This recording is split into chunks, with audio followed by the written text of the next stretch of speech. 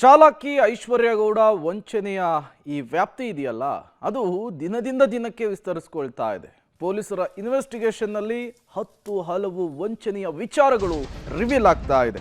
Varahi jewellery ಮಾಲೀಕರಿಗೆ ಚಿನ್ನ ವಂಚನೆಯ ಕೇಸ್ ಪ್ರಕರಣಕ್ಕೆ ಸಂಬಂಧಪಟ್ಟಂತೆ ಬಗೆದಷ್ಟು ಬಯಲಾಗ್ತಾ ಇದೆ ಐಶ್ವರ್ಯ ದೋಖಾ ಕಹಾನಿ. ಡಿಕೆ ಸುರೇಶ್ ಸಹೋದರಿ ಅಂತ ಹೇಳಿಕೊಂಡು ಪಂಗನಾಮ ಹಾಕಿ 10 ಜನರಿಗೆ ನೂರಾರು ಕೋಟಿ ರೂಪಾಯಿ ವಂಚನೆ ಮಾಡಿರುವಂತಹ ಆರೋಪ. ಪೊಲೀಸರ ತನಿಖೆಯಲ್ಲಿ ಮತ್ತಷ್ಟು ಸ್ಫೋಟಕ ವಿಚಾರಗಳು ಬಯಲಾಗ್ತಾ ಇದೆ. ವಂಚನೆಗೆ ಸಾಕ್ಷಿಯಾಗಿ ಈಗಾಗಲೇ ಹಲವು ಆಡಿಯೋಗಳು ಕೂಡ ರಿವೀಲ್ ಆಗಿರುವಂತಹದ್ದು. ರಾಜಕಾರಣಿಗಳು, ಉದ್ಯಮಿಗಳು, ಬಿಲ್ಡರ್ಸು, ಅಧಿಕಾರಿಗಳೇ ಈಕೆಯ ಟಾರ್ಗೆಟ್ ಅನ್ನೋದು ಕೂಡ ಗೊತ್ತಾಗ್ತಾ ಇದೆ. ಬಣ್ಣ ಬಣ್ಣದ ಕಥೆಯನ್ನ ಕಟ್ಟಿ ಸಿನಿಮಾ ರಂಗದವರೆಗೂ ಕೂಡ ಐಶ್ವರ್ಯ ಪಂಗನಾಮ ಹಾಕಿದಾಳೆ ಅನ್ನೋದು ಗೊತ್ತಾಗ್ತಾ ಇರುವಂಥದ್ದು. ಐಶ್ವರ್ಯ ಗೌಡ ವಂಚನೆಯನ್ನೇ ಕುಲಕಸುಬು ಮಾಡಿಕೊಂಡು ದೊಡ್ಡವರಿಗೆ ಉಂಡೆ ನಾಮ ತಿಕ್ಕೊಂಡು ಓಡಾಡ್ತಾ ಇದ್ದವಳು ಈಗ ಬಂಗಾರದ ವಂಚನೆಯ ಕೇಸ್ನಲ್ಲಿ ಐಶ್ವರ್ಯ ಲಾಕ್ ಆಗ್ತಾ ಇದ್ದ ಹಾಗೆ ಆಕೆ ಈ ಹಿಂದೆ ಮಾಡಿದಂತಹ ವಂಚನೆಯ ಕೇಸ್ಗಳು, ಈ ಹಿಂದೆ ಯಾರ್ಯಾರ ತಲೆ ಮೇಲೆ ಕೈ ಇಟ್ಟಿದ್ಲೋ ಎಲ್ಲ ವಿಚಾರಗಳು ಕೂಡ ಮುನ್ನೆಲೆಗೆ ಬರ್ತಾ ಇದೆ. ಪೊಲೀಸರ ಇನ್ವೆಸ್ಟಿಗೇಷನ್ ಕೂಡ ಈಗ ಚುರುಕುಗೊಳ್ತಾ ಇರುವಂಥದ್ದು. ಐಶ್ವರ್ಯ ಗೌಡ ವಂಚನೆಯ ಕೇಸ್ಗೆ ಸಂಬಂಧಪಟ್ಟಂತೆ ಮತ್ತಷ್ಟು ವಿಚಾರಗಳು ಕೂಡ ಹೊರಬರ್ತಾ ಇದೆ.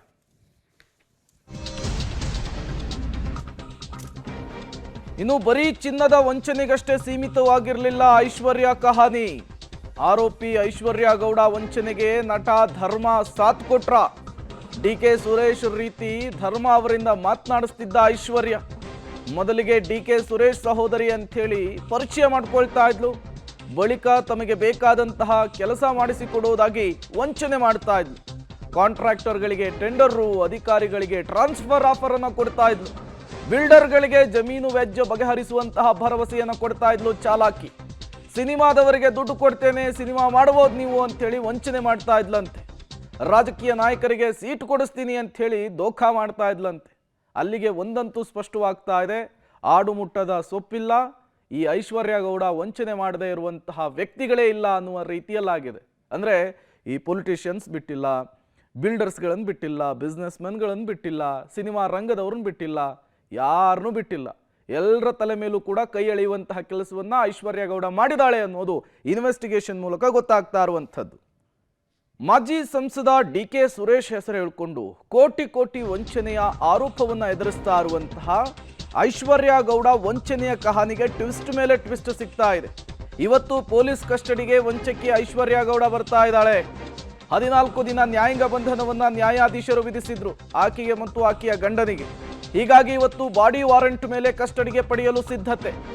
ಐಶ್ವರ್ಯ ಗೌಡಳನ್ನ 7 ದಿನ ಪೊಲೀಸ್ ಕಸ್ಟಡಿಗೆ ಕೇಳಲು ಸಿದ್ಧತೆಯಾಗಿದೆ.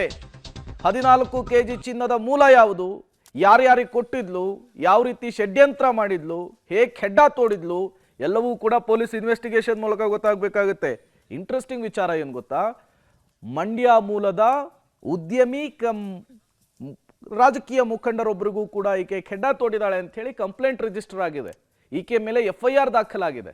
ಹಾಗಾಗಿಯೇ ಆಕೆಯನ್ನ ಬಾಡಿ ವಾರೆಂಟ್ ಮೇಲೆ ಪಡೆದು ಮತ್ತಷ್ಟು ಇನ್ವೆಸ್ಟಿಗೇಷನ್ ನಡೆಸಲಿಕ್ಕೆ ಮುಂದಾಗ್ತಾ ಇರುವಂಥದ್ದು. ಇನ್ವೆಸ್ಟಿಗೇಷನ್ ವೇಳೆ ಮತ್ತೆಲ್ಲ ಏನೆಲ್ಲ ವಿಚಾರಗಳು ಗೊತ್ತಾಗುತ್ತೆ ಅನ್ನೋದು ಕುತೂಹಲ ಕಾರಣವಾಗಿದೆ.